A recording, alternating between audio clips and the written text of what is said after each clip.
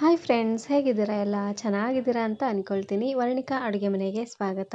ಇವತ್ತಿನ ವಿಡಿಯೋದಲ್ಲಿ ಸಬ್ಬಸಿಗೆ ಸೊಪ್ಪು ಹಾಗೆಯೇ ಹೆಸರು ಕಾಳನ್ನು ಬಳಸಿ ತುಂಬಾ ರುಚಿಯಾಗಿರುವಂತಹ ಉತ್ತರ ಕರ್ನಾಟಕದ ಸ್ಪೆಷಲ್ ರೆಸಿಪಿನ ಯಾವ ರೀತಿ ಮಾಡೋದು ಅಂತ ನೋಡೋಣ.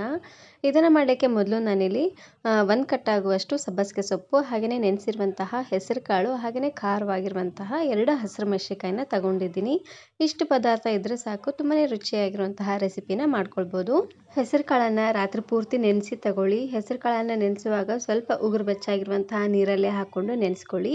ಈ ರೀತಿಯಾಗಿ ಮಾಡೋದ್ರಿಂದ ಎಲ್ಲ ಕಾಳುಗಳು ಚೆನ್ನಾಗಿ ಬೇಯುತ್ತೆ. ಹಾಗಾಗಿ ಇವಾಗ ನಾನಿಲ್ಲಿ ಮೊದಲು ಸಬ್ಬಸಿಗೆ ಸೊಪ್ಪನ್ನು ಕಟ್ ಮಾಡ್ಕೊಳ್ತಾ ಇದ್ದೀನಿ. ಸೊಪ್ಪನ್ನು ಆದಷ್ಟು ಈ ರೀತಿಯಾಗಿ ಸಣ್ಣ ಸಣ್ಣದಾಗಿ ಕಟ್ ಮಾಡ್ಕೊಂಡು ತಗೊಳ್ಳಿ.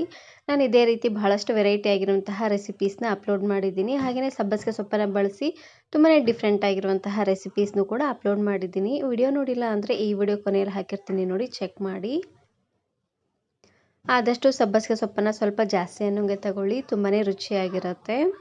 ನೋಡಿ, ಸೊಪ್ಪನ್ನು ಆದಷ್ಟು ಈ ರೀತಿಯಾಗಿ ಸಣ್ಣ ಸಣ್ಣದಾಗಿ ಕಟ್ ಮಾಡ್ಕೊಂಡು ತಗೊಳ್ಳಿ, ಚೆನ್ನಾಗಿರುತ್ತೆ.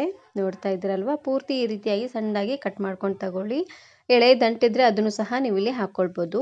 ಇವಾಗ ನಾನಿಲ್ಲಿ ಒಂದು ಪ್ಯಾನಿಗೆ ಸ್ವಲ್ಪ ಎಣ್ಣೆನ ಹಾಕ್ಕೊಳ್ತಾ ಇದ್ದೀನಿ.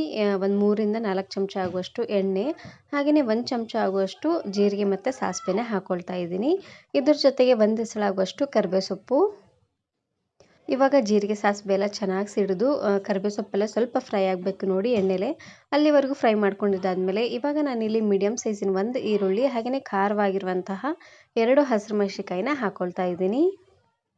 ಈರುಳ್ಳಿನ ಆದಷ್ಟು ಈ ರೀತಿಯಾಗಿ ಸಣ್ಣದಾಗಿ ಕಟ್ ಮಾಡಿ ಹಾಕ್ಕೊಳ್ಳಿ, ಚೆನ್ನಾಗಿರುತ್ತೆ. ಇವಾಗ ಈರುಳ್ಳಿ ಎಲ್ಲ ಸ್ವಲ್ಪ ಸಾಫ್ಟ್ ಆಗುವವರೆಗೂ ಉರಿನ ಪೂರ್ತಿಯಾಗಿ ಲೋ ಫ್ಲೇಮ್ನಲ್ಲೇ ಇಟ್ಟು ಬೇಯಿಸ್ಕೊಂಡು ತಗೊಳ್ಳಿ. ಇದಕ್ಕೆ ಟೊಮೆಟೊ ಏನೋ ಹಾಕೋದು ಬೇಡ, ಜಸ್ಟ್ ಈರುಳ್ಳಿ ಹಾಗೆಯೇ ಹಸಿರು ಮೆಣಸಿನಕಾಯಿನ ಹಾಕ್ಕೊಂಡ್ರೆ ಸಾಕಾಗುತ್ತೆ. ಹಸಿರು ಮೆಣಸಿನಕಾಯಿನ ಈ ರೀತಿಯಾಗಿ ಸಣ್ಣದಾಗಾದರೂ ಕಟ್ ಮಾಡಿ ಹಾಕ್ಕೊಳ್ಬೋದು. ಇಲ್ಲಾಂದರೆ ಹಸಿರು ಮೆಣಸಿನಕಾಯಿ ಚಟ್ನಿ ಮಾಡಿರ್ತೀರ ನೋಡಿ, ಅದನ್ನಾದರೂ ನೀವಿಲ್ಲಿ ಹಾಕ್ಕೊಳ್ಬೋದು. ಒಣ ಖಾರ ಪುಡಿ ಹಾಕಿದ್ರೆ ಅಷ್ಟೊಂದು ಚೆನ್ನಾಗಿ ಆಗೋದಿಲ್ಲ, ಹಾಗಾಗಿ ಹಸಿರು ಮೆಣಸಿನಕಾಯಿನ ಹಾಕಿ ಮಾಡ್ಕೊಳ್ಳಿ, ಚೆನ್ನಾಗಿರುತ್ತೆ. ನೋಡಿ, ಲಾಸ್ಟಲ್ಲಿ ಇದಕ್ಕೇ ರುಚಿಗೆ ತಕ್ಕಷ್ಟು ಉಪ್ಪು ಹಾಗೆಯೇ 1/4 ಚಮಚ ಆಗುವಷ್ಟು ಅರಶಿನ ಪುಡಿನ ಹಾಕ್ಕೊಳ್ತಾ ಇದ್ದೀನಿ. ಉಪ್ಪು ಹಾಗೆಯೇ ಅರಶಿನ ಪುಡಿನ ಹಾಕ್ಕೊಂಡು ಚೆನ್ನಾಗಿ ಇದನ್ನು ಈ ರೀತಿಯಾಗಿ ಮಿಕ್ಸ್ ಮಾಡ್ಕೊಂಡು ತಗೊಳ್ಳಿ. ನೋಡಿ, ಈ ರೀತಿಯಾಗಿ ಚೆನ್ನಾಗಿದು ಮಿಕ್ಸ್ ಮಾಡಿದಾದಮೇಲೆ ಇವಾಗ ನಾನಿಲ್ಲಿ ಹೆಸರು ಕಾಳನ್ನು ಹಾಕ್ಕೊಳ್ತಾ ಇದ್ದೀನಿ.